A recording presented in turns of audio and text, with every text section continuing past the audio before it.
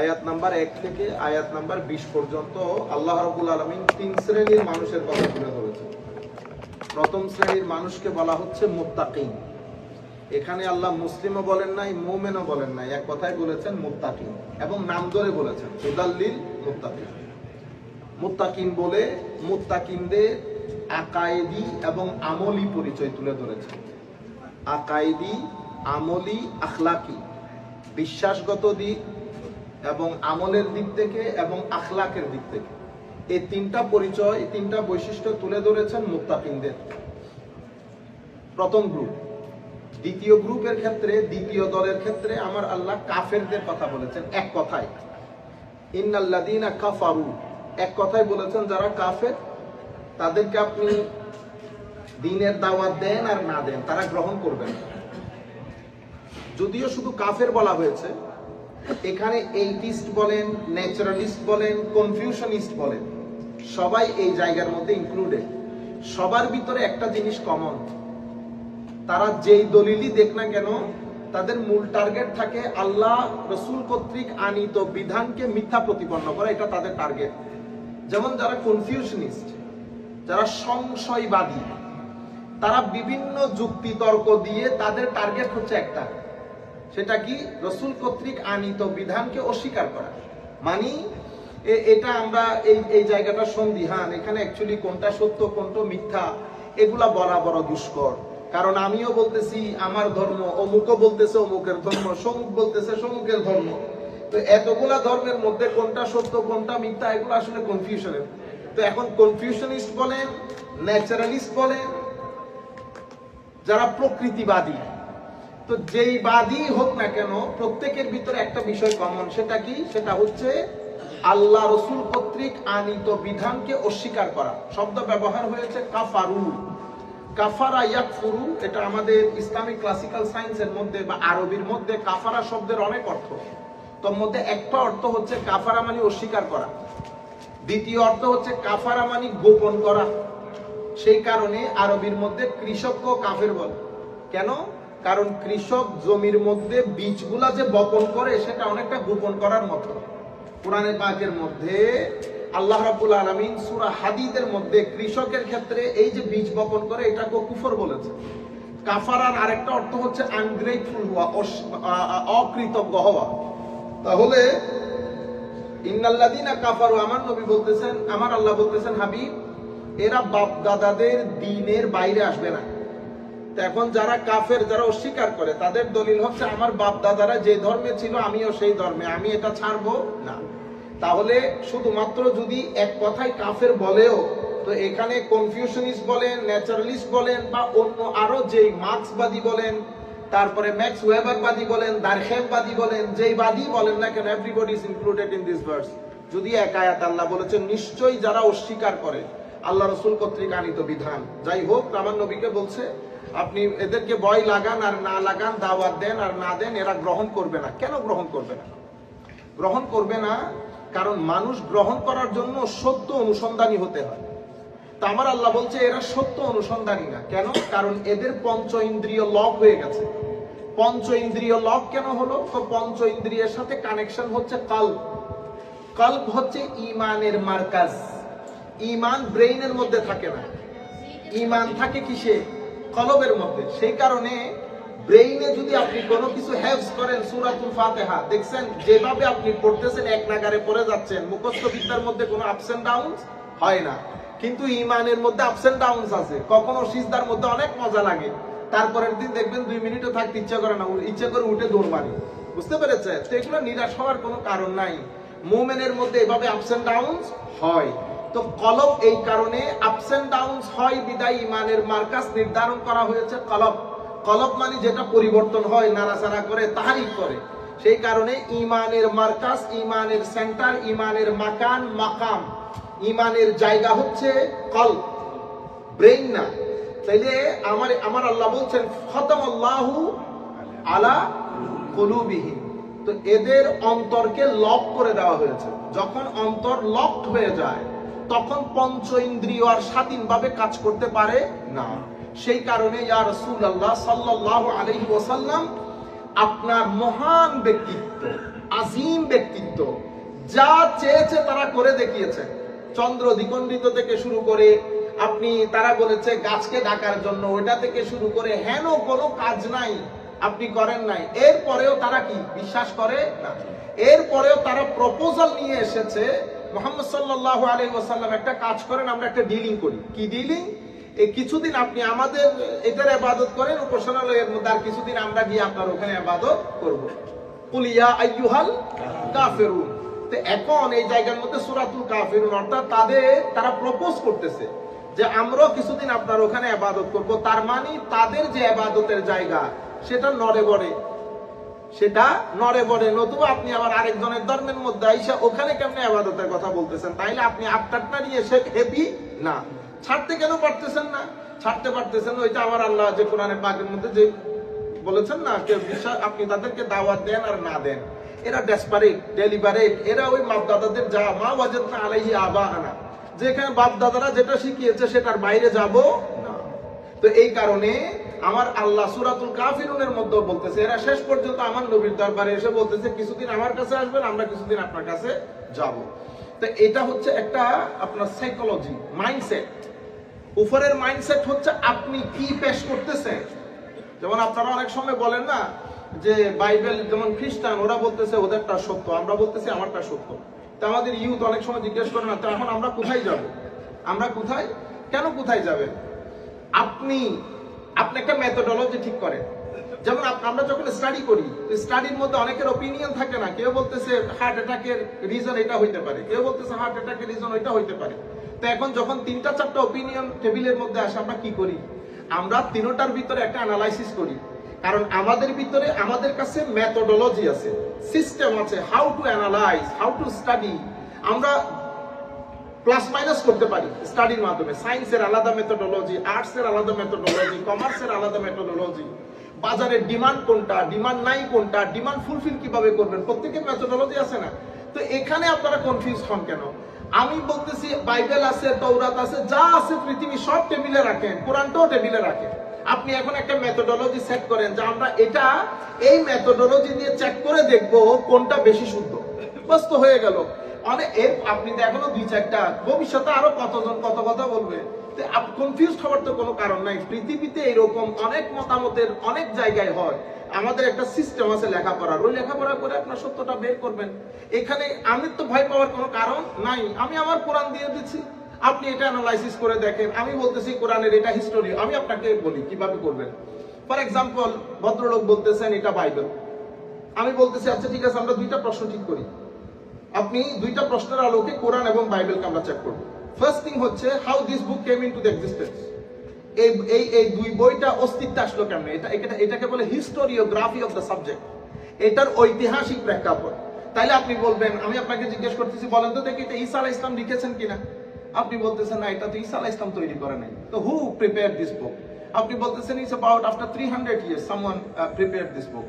আচ্ছা, after 300 years who did it? Do you have the names? আপনি বলতেছেন না, I know the names but I don't know exactly who did it. তাইলে historiography যখন হচ্ছে, এরপর আপনি বলতেছেন 300 বছর পরে এটা আবার বার্ন করা হয়েছে বখতানাসার বা এই ধরনের কোন এম্পায়ার কর্তৃক, কিং কর্তৃক। এর পরবর্তীতে আরো 100 বছর পরে এসে আরো 4-5 জনে মিলে বইটা প্রিপেয়ার করেছে। ঠিক আছে, তো এটা হচ্ছে হিস্টোরিওগ্রাফি অফ দ্য বুক, মানে এটা ঐতিহাসিক একটা প্রেক্ষাপট। তো এটা ঠিক আছে, টেবিলে রাখেন। এখন তো আপনি তো বুঝতে পারতেছেন এটা how trustable, how reliable this historiography. এখন আপনি আমাকে জিজ্ঞেস করতেছেন দেখি আপনি বলেন তো দেখি কোরআনের হিস্টোরিওগ্রাফি কি? আমি বলতেছি আমার নবীর উপর বই নাজিল হওয়া শুরু হয়েছে। প্রথম দিন থেকে আমার নবী সাল্লাল্লাহু আলাইহি ওয়াসাল্লাম সাহাবায়ে কেরামের একটা গ্রুপ ঠিক করেছে। সেই গ্রুপ মিলে এই কিতাবটা লিখতো। আমার নবীর দরবারে 3 ধরনের লোক ছিল, লিখার লোক, মুখস্থ করার লোক, এটাকে পড়ানোর লোক। ঠিক আছে, এর পরবর্তীতে আমার নবী সাল্লাল্লাহু আলাইহি ওয়াসাল্লাম দুনিয়া থেকে চলে গেছেন। যখন দুনিয়া থেকে চলে গেছেন, দেয়ার আর 3 groups of people. Some of the companions of the holy prophet, আমার নবীর কিছু সংখ্যক সাহাবী এই বইকে পড়াতেন, কেউ এই বইকে মুখস্থ করেছেন। যারা মুখস্থ করেছেন তারা আবার খতমে তারাবির মধ্যে বইটা রিপিট করতেছে। তো যিনি পড়তেছেন ওনার পেছনে আরো প্রায় হাজার হাজার হাফেজ সাহাবী আছে। তাইলে এখানে কোনো উটা নিচা বা উঁচা নিচা হয় নাই। এর পরবর্তীতে এটা লিখে রাখা হয়েছে। এর পরবর্তীতে আমার নবী দুনিয়া থেকে গেছেন, Abu Bakr Siddique the first caliph of Islam এসেছেন, উনি সমস্ত সাহাবায়ে কেরামের সাথে কনসাল্ট করে এই বইকে এক জায়গার মধ্যে জমা করেছেন। এরপরে উসমানে গনি এসেছেন, উসমানে গনির মাধ্যমে একটা টেক্সট করা হয়েছে, বাকিগুলো জ্বালিয়ে দেওয়া হয়েছে। এর পরবর্তীতে ওই টেক্সটটা ধারাবাহিকভাবে জেনারেশন টু জেনারেশন আমাদের পর্যন্ত এসে পৌঁছেছে। This is the historiography of Quran. এখন আমি বলবো, আপনি যখন বলবেন দিস ইজ মহাভারত, ঠিক আছে, তো মহাভারত বললে আপনি আমাকে হিস্টোরিওগ্রাফি বলেন। আমি তো আপনাকে ক্লিয়ার কাট, আপনি প্রত্যেক প্রশ্ন আমাকে করতে পারবেন হিস্টোরিওগ্রাফি সম্পর্কে, একটা একটা অক্ষর ব্যাপারে জিজ্ঞেস করতে পারবেন, আমি আপনাকে বলতে পারবো। কারণ আমি যখন আপনাকে বলতেছি হিস্টোরিওগ্রাফি, হিস্টোরিওগ্রাফিকে সংরক্ষণ করার জন্য 1400 বছরে আইমাই কেরাম না দেখলেও 3000 কিতাব লিখছে। এখানে আপনি রাইট লেফট করার কোন, আপনি যদি চান যে পৃথিবীতে 1000 পিএইচডি করবেন, আপনি 1000 পিএইচডি শুধু হিস্টোরিওগ্রাফির উপর লিখা কিতাবের উপর করতে পারবেন। বুঝতে পেরেছেন? আচ্ছা, এর পরবর্তীতে আপনি আরেকটা প্রশ্ন ঠিক করেন, সিম্পল, অথবা আপনি 10টা প্রশ্ন ঠিক করেন। এই বই যে সঠিক বই, মানে এটাই যে সঠিক, এটা আপনি আধুনিক বিজ্ঞানের মাধ্যমে সেটা প্রমাণ করেন। সেটা আপনি এই প্রশ্নটা বাইবেলকে অ্যাপ্লাই করেন, এই প্রশ্নটা ওল্ড টেস্টামেন্টকে অ্যাপ্লাই করেন, এই প্রশ্নটা মহাভারতকে অ্যাপ্লাই করেন। আমরা কোন বইকে আন্ডার এস্টিমেট করছি না, আমরা শুধু আপনাদের প্রশ্নটা ডিল করতেছি। আপনারা বলতেছেন অনেক বই, বাজারের মধ্যে অনেক ধর্ম, কোন দিকে যাব? আমি বলতেছি বাজারের মধ্যে অনেক ডাক্তার, কোন দিকে যাবেন? আপনারা মেথোডোলজি সেট করেন কেমনে? আপনারা সেকুলার সায়েন্স যেভাবে স্টাডি করেন, রিলিজিয়াস সায়েন্স তো ঠিক সেভাবে স্টাডি করবেন। দুধ কা দুধ, পানি কা পানি হয়ে যাবে। এখানে কাউকে বড় বলারও দরকার নেই, কাউকে ছোট করারও দরকার নাই। আপনি শুধু সত্যটা জানেন। আল্লাহ রাব্বুল আলামিন আমাদের হামি ও নাসির হোক। তাহলে একটা কাফেরদের মনস্তাত্ত্বিক অবস্থা বা এদের স্টেট অফ মাইন্ড বর্ণনা করে আমার আল্লাহ 8টা আয়াতেরও বেশি আমার আল্লাহ মুনাফিকদের কথা বলেছেন। তাইলে কোরআনে প্রথম অংশের মধ্যে আল্লাহ 3 ধরনের ব্যক্তির কথা তুলে ধরেছেন, মুত্তাকিন, কাফিরিন, মুনাফিকিন। মুত্তাকিনকে নাম করেছেন, নাম নিয়েছেন, হি মেনশন দ্য নেম।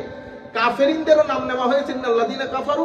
মুনাফিকিন নাম নেয় নাই, শুধু তাদের স্টেট অফ মাইন্ড, চারিত্রিক বৈশিষ্ট্যের বর্ণনা দিয়েছেন। চারিত্রিক বৈশিষ্ট্যের বর্ণনা দিয়ে শেষ বিকালে কোরআন পাক যখন শেষ করতেছেন, আমার আল্লাহ মাঝে মাঝে বলেছেন ইন্নাল মুনাফিকিনা ফি দারকিল আসফালি মিনান নার, এই ধরনের আয়াতও বলেছেন। কিন্তু শেষ বিকালে গিয়ে সূরাতুল মুনাফিকুন, সূরাতুল মুনাফিকিন একটা একেবারে আলাদা একটা সূরা আল্লাহ নাজিল করেছেন। সূরাতুল মুনাফিকিন সূরাতুল কাফিরিনের মতো সূরা 20-30টা সূরা কি খেয়ে ফেলতে পারবে? সূরাতুল কাফিরিন একদম ছোট না? আল কাফিরুন, কুল ইয়া আইয়ুহাল কাফিরুন লা আ'বুদু মা তা'বুদুন, হ্যাঁ, ওয়ালা আনতুম আবিদুনা মা আ'বুদ ওয়ালা আনা আবিদু মা আ'বাদতুম লাকুম দীনুকুম ওয়ালিয়া দিন, ফিনিশ। কিন্তু আপনি যখন মুনাফিকিনের মধ্যে আসবেন, এটা অনেক লম্বা। ইযা জাআকাল মুনাফিকুনা ক্বালু নাশহাদু ইন্নাকা লা রাসূলুল্লাহ। হাবিব, আপনার দরবারে যখন মুনাফিকরা আসবে, দাবি করবে আপনি আল্লাহর রাসূল, আপনি আল্লাহর রাসূল, এটা হক, কিন্তু তাদের দাবি মিথ্যা। কি রকম? তারা মিথ্যুক, তারা উপর থেকে বলতেছে আপনাকে রাসূল, ভিতরে ভিতরে আপনার সাথে দুশমনি পোষণ করে। যাই হোক, তো মুমিনুন মুনাফিকিনদের মনস্তাত্ত্বিক অবস্থার বর্ণনা দিয়েছে। মুত্তাকিন আল্লাহ রাব্বুল আলামিন আপনাকে, মানে আপনি যদি সংক্ষিপ্ত আকারে বলেছেন তো আমার আল্লাহ বিস্তারিত বলেন নাই। মুমিনদের মধ্যে গ্রুপ 3টা। একটা হচ্ছে আমাদের মতো যারা খুব বেশি পাপী, জুলম, অনেক জুলম করে। আরেক ধরনের হচ্ছে মুক্তাসিব। কোরআনে পাকের মধ্যে আল্লাহ বলেছেন মুক্তাসিব। মুক্তাসিব মানে যাদের আমলনামার মধ্যে গুনাহ কম। আরেক ধরনের হচ্ছে সাবিকুনা বিল খায়রাত। এরা কারা? নবী, সিদ্দিক, শহীদ, সালেহ, আল্লাহর ওলি। তাইলে মুমিন মুত্তাকিনদের মধ্যে গ্রুপ 3টা।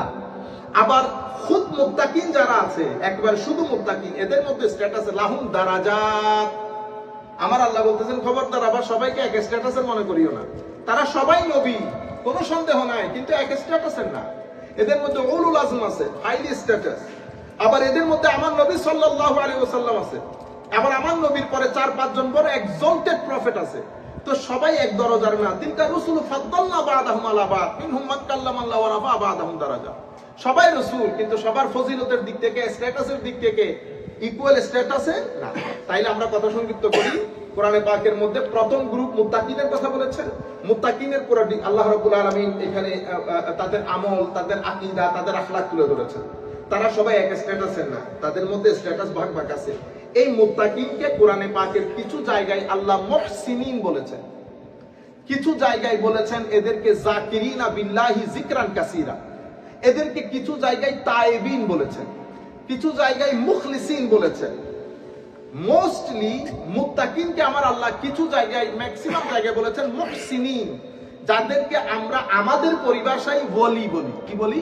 ওয়ালি, ওয়ালিউল্লাহ, আলেমে রব্বানি। বুঝতে পেরেছেন? আচ্ছা, আবার এই কাফেরিনদের মধ্যেও আমার আল্লাহ যদিও শুধু একটা কথা বলেছেন, কিন্তু কাফেরদের মধ্যে অনেক ভাগ ভাগ আছে। কেউ আছে এইথিস্ট, কেউ আছে ন্যাচারালিস্ট, কেউ আছে কনফিউশনিস্ট, এভাবে কেউ অনেক দার্শনিক আছেন যারা, যেমন নিচ্ছে আমাদের দেশে এগুলাই পড়ানো হয়। আমাদের দেশে ভালো দার্শনিকের দর্শন, আমাদের যে ঢাকা ইউনিভার্সিটি, চিটা ইউনিভার্সিটিতে যারা ইংলিশ লিটারেচার পড়ে, ওখানে ভালো দার্শনিক পড়ানো হয় না। এই খুঁজে এগুলারে বের করে, এ নিচ্ছে, এ দারখেম, এ ম্যাক্স ওয়েবার, আল্লাহ দুনিয়া তার নাই কোনো দার্শনিক। এগুলা কোন জালিম যে এই সিলেবাস গুলা বানায়, আল্লাহ তাদেরকে হেদায়েত দান করুক, এরাও মুনাফিকিনদের মধ্যে পড়ে। বুঝতে পেরেছেন? আমরা এত স্ট্যাটাস আলা হয়ে গেছি, আয়সা বলি। কি বলি? আমার নবীর স্ত্রী আয়সা। কি নবীর স্ত্রী আয়সা? তোমার বাবার নাম কি? তুমি কোন চৌধুরী হয়ে গেছো বেটা? আসছো গ্রাম থেকে আইসা ঢাকা ইউনিভার্সিটিতে পড়ছো মানুষের দান খয়রাত নিয়ে। ঢাকা ইউনিভার্সিটিতে পড়া বিসিএস টিসিএস দিয়া তুমি এখন, আর তোমার মুখ দিয়ে আয়সা বের হয়, তোমার বাবার চেহারা দেখাও, সবকিছু কুল্লুম কোলা, দুধ কা দুধ, পানি কা পানি হয়ে যাবে। আসছো তো গরিব ঘর থেকে, ঢাকা ইউনিভার্সিটিতে তো 78% to 80% একদম গরিব ঘরানা থেকে, গ্রাম থেকে উঠে আসা। এগুলো আমাদের ধন সম্পদ। কিন্তু এরা এই বিসিএস টিসিএস দিয়ে, আল্লাহ পাক জানে এরা কোন ধর্ম পালন করে। তখন এরা আয়েশা, হযরত আয়েশা সিদ্দিকা রাদিয়াল্লাহু তাআলা আনহা একবার বলতে পারে না, আয়েশা হয়ে যায়। তখন তাদের মুখ দিয়ে কোরআনের, বুঝছেন না, সূরা বের হয় না। তো এগুলো সব মুনাফিকিনদের পর্যায়ে পড়ে যাচ্ছে। আমার আল্লাহ যখন মনস্তাত্ত্বিক ভাবে ঘোষণা দিয়েছেন মুনাফিকিনদের পর্যন্ত। মুনাফিকিন কারা? আমার আল্লাহ রাব্বুল আলামিন ইরশাদ করতেছেন, ওয়া মিনান নাসি মান ইয়াকুলু, গতকালকে আমরা একটু করে পড়েছি।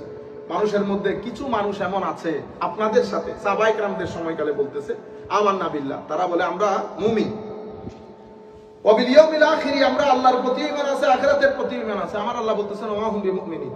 হাবিব, বি অ্যালার্ট, এরা কিন্তু মুমিন না। আচ্ছা, ইউখাদিউন আল্লাহ, এরা আল্লাহর সাথে ধোঁকাবাজি করছে, মকারি করছে, জোকিং করছে। বুঝতে পেরেছেন? ওয়াল্লাযীনা আমানু, এবং মুমিনদের সাথে, ওয়া মা ইয়াখদাউনা ইল্লা আনফুসাহুম ওয়া মা ইয়াশউরুন, তারা আসলে নিজেদের সাথে নিজেরাই ধোঁকাবাজি করতেছে। হয়তো তাদের মধ্যে বোধ শক্তি নাই, তারা এটা শউরের মধ্যে আনতে পারছে না। এরপরে ফি কুলুবিহিম মারাদুন ফাযাদাহুমুল্লাহু মারাদা, তাদের অন্তরে রোগ আছে। ফাযাদাহুমুল্লাহু মারাদা, এটা আমার আল্লাহ আরো বাড়িয়ে দিয়েছে। শরীরের রোগ ওষুধ খাইলে কমে, রোগ যদি অন্তরে একবার ঢুকে, এই রোগ আর কমে না, এটা বাড়তে থাকে। শানের সালতের বিয়াদবি, যেই ব্যক্তির সিনার ভিতরে একবার ঢুকছে, এটা কমবে না, এটা বাড়তে থাকবে। এটা ওরে নিয়ে, না পাকিস্তানিরা বলে না লেড হোবা, এরে নিয়ে এটা সমুদ্রে ঢুকবে।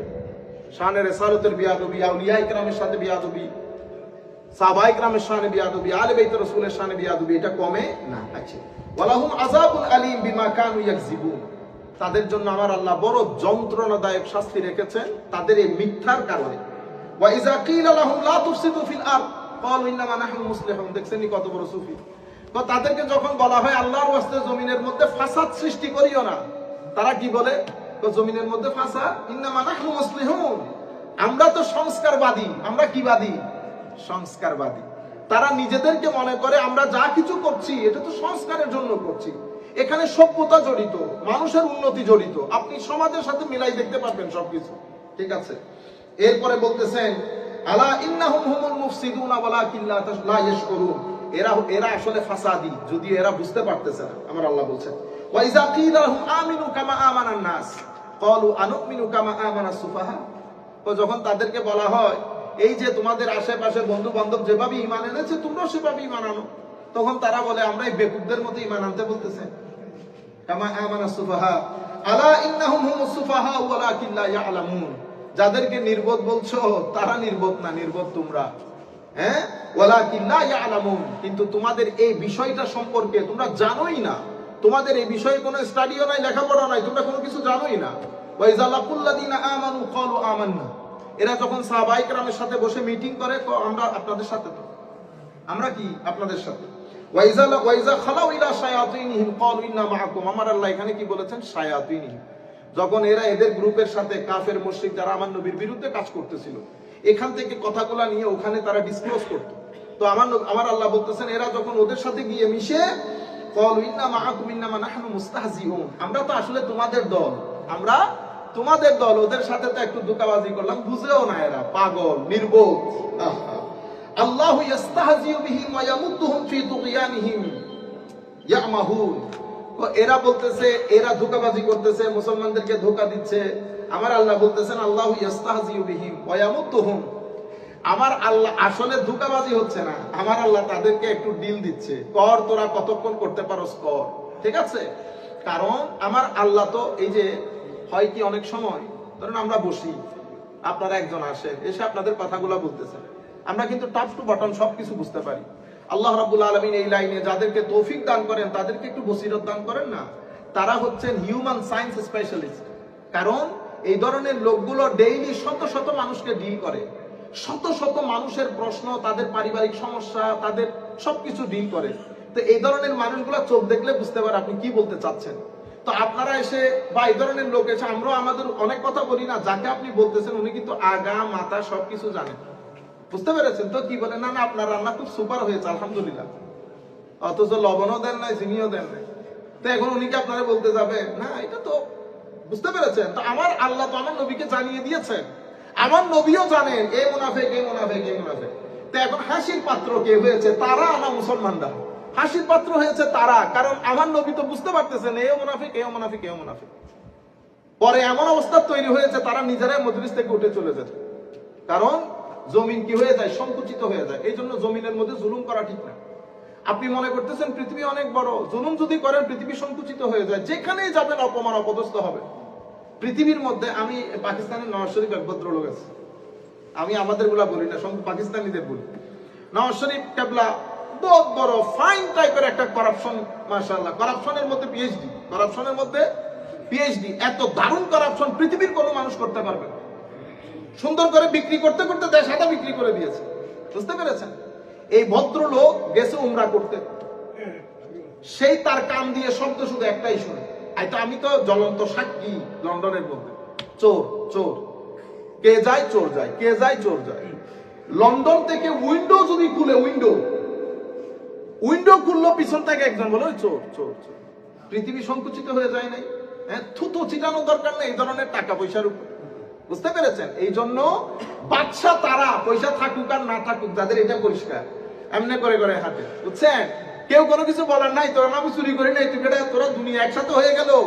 হুজুর চুরের ইয়া দিছে, নালিশ দিছে এক আমাদের উস্তাদের বিরুদ্ধে।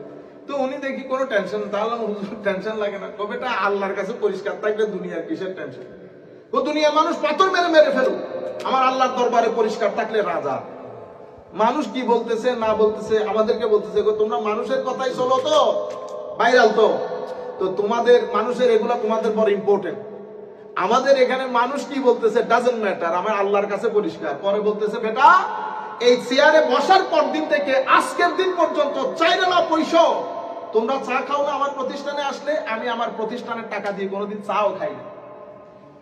তো হুজুর চা আনার সময় আমি ওই 2.5 টাকা মাদ্রাসার দান বক্সে দিয়ে দিতাম। তুমি যে কোক খাইছো আমিও কোক খাইছি তো, কিন্তু আমি আমার কোকের 5 টাকা যাওয়ার সময় দান বক্সে দিয়ে দিছি। আমি সিনা কুলে বলতে পারবো কি আমাদের ময়দানে মসজিদের 4 আনা পয়সাও, মাদ্রাসার 4 আনা পয়সাও আমার পকেটে নাই। আল্লাহর দরবারে পরিষ্কার, এই জন্য ভয় ভীতিও নাই। মাশাআল্লাহ, দেখেন না আমাদের ইকবাল ভাইও কথা বলার সময় সাবাইয়া বলে না কেন? কারণ ডার্ক স্পট নাই, কি নাই, ডার্ক স্পট নাই। কোন মায়ের ছেলে উঠে বলতে পারবে না আপনি টাকা খাইছেন, এই জন্য ভয়ের কোনো কারণ নাই। আল্লাহ রাব্বুল আলামিন সবাইকে জুরত দান করুন। আমরা শেষ, মাশাআল্লাহ। আলা ইন্নাহুম হুমুল মুফসিদুনা ওয়ালাকিন লা ইয়াশউরুন। আচ্ছা, ওয়া ইযা লাকুল লাযিনা আমানু ক্বালু আমান্না, শেষ হইছে। উলাইকাল লাযিনা ইশতারাবুদ দালালাতা বিল হুদা ফামা রাবিহাত তিজারাতুহুম ওয়া মা কানু মুহতাদিন। তো এরা ব্যবসা করতেছে কি, এরা টাকা পয়সা দিয়ে পথভ্রষ্টতা কিনে নিচ্ছে। এরা এদের জ্ঞান বুদ্ধি টাকা পয়সা সোশ্যাল স্ট্যাটাস দিয়ে এরা শুধু পথভ্রষ্টতাই কিনে নিচ্ছে।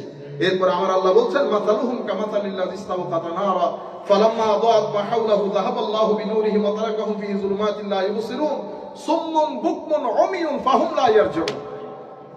এদেরকে আলো জ্বালান, আলো না দেন, এরা চোখ বন্ধ করে রাখবে। এরা সুম্মুন, এরা বুকমুন, এরা উমিয়ুন, এরা বধির, অন্ধ এবং এরা বোবা।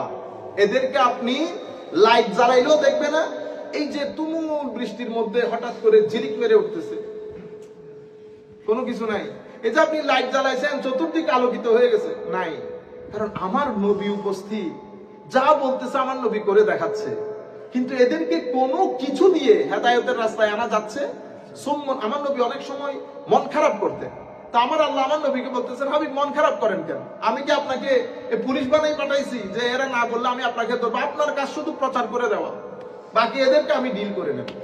এরা আনবে না। সুম্মুন বুকমুন অমিয়ুন, এটা হচ্ছে মুনাফিকদের আখেরি কথা। এরা বদির, এরা বোবা, এরা অন্ধ, এরা সত্যকে দেখে না, সত্য শুনে না, সত্য বলতে পারে না। এই হচ্ছে কোরআনে পাকের প্রথম দিককার কথা। তো এই প্রথম দিককার কথার মধ্যে এই তিনটা গ্রুপের কথা আমার আল্লাহ বলে, তিনজনের মনস্তাত্ত্বিক সাইকোলজিক্যাল আসপেক্ট এবং তাদের ক্যারেক্টারিস্টিক বর্ণনা করে আমার আল্লাহ তিন জাতের কথা শেষ করে এরপরে ইয়া আইয়ুহান নাস বলে আল্লাহর কুদরতের বহিঃপ্রকাশ আল্লাহ মানুষের সামনে করেছেন, কুদরতটা তুলে ধরেছেন। সেটা আমরা কালকে পড়ব।